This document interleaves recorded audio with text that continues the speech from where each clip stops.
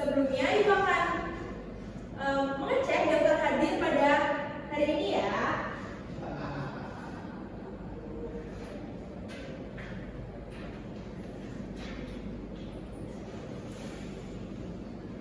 Yang pertama, Clara Syifa Hamidah hadir. Rizky Maharani Hadir, Bu. Fitria Susanti Hadir, Bu. Kemana ya tidak hadir? Sedang bepergian ke metro. Oh baik, izin ya berarti ya. Alia Amelia Hadir, Ibu. Martin. Hadir, Bu. Baik, jadi pada hari ini yang tidak hadir adalah Fitria Susanti karena sedang bepergian.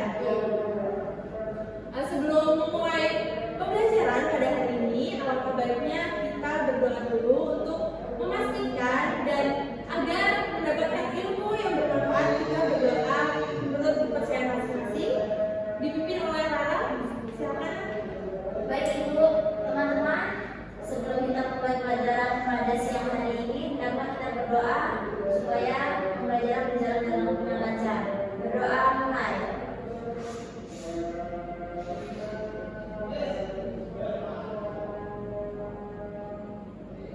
Berdoa selesai. Sudah Ibu, terima kasih kepada Rara. Baik, di sini Ibu akan menjelaskan mengenai analisis unsur-unsur intrinsik membangun cerita pendek.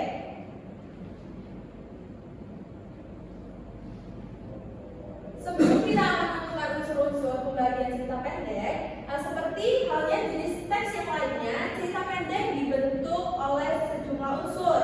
Adapun unsur-unsur yang berada langsung di dalam isi teksnya dinamakan dengan unsur intrinsik yang meliputi tema, amanat, alur, penokohan, gaya bahasa, dan latar. Pada pembahasan yang pertama kita akan membahas mengenai tema ya anak-anak ya. Di sini Ibu sudah menyiapkan materi pengertian tema. Tema adalah gagasan yang menjalin struktur isi cerita.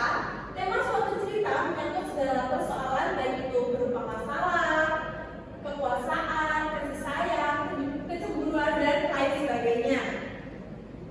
Selanjutnya yaitu mengenai penokohan. Penokohan merupakan cara pengarang menggambarkan dan mengembangkan karakter tokoh-tokoh dalam cerita. Di sini anak-anak ada yang tahu nggak sih ada berapa penokohan dalam sebuah cerita pendek? Belum, Bu. Belum tahu, Ibu. Ya, Bu. Ya silakan Nak. Karakter tokoh yang saya tahu dalam cerita itu ada tokoh protagonis, tokoh antagonis, tokoh tritagonis.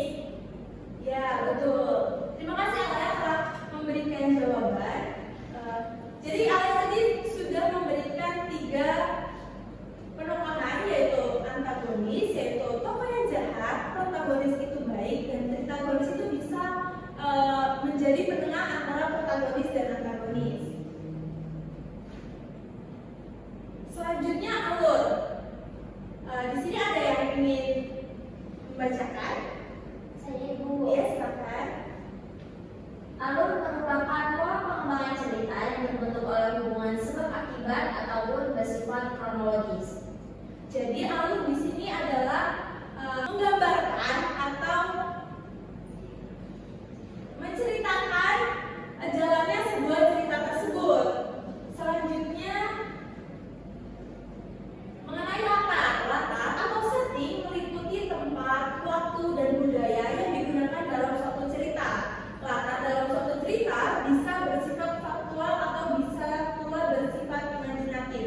Contoh misalkan pada kejadian kecelakaan. Nah, latar yang terjadi misalnya di jalan Imam Bonjol telah terjadi tabrakan antara mobil dan motor begitu. Terus waktu itu kejadian pada pukul berapa? Selanjutnya mengenai gaya bahasa. Adakah anak-anak yang ingin membacakan? Silakan Rizky. Gaya bahasa dalam cerita, penggunaan bahasa dan musik untuk menciptakan suatu nada atau suasana persuasif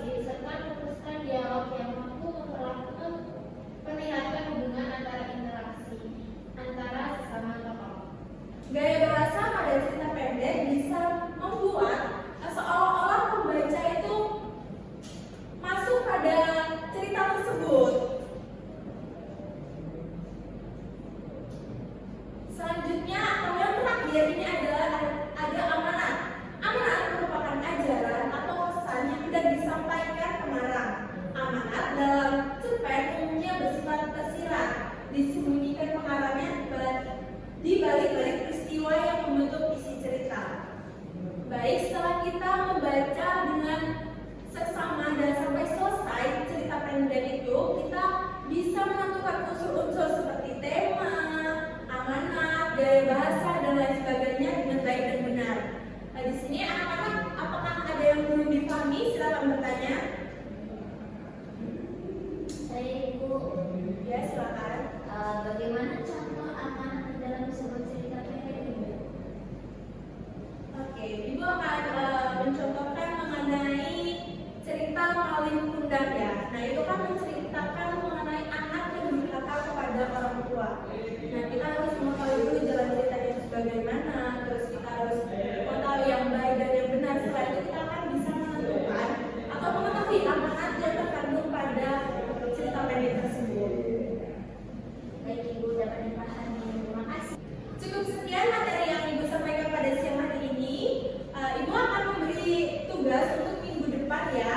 Tolong anak-anak tentukan unsur intrinsik dalam cerita pendek yang berjudul Bawang Merah dan Bawang Putih.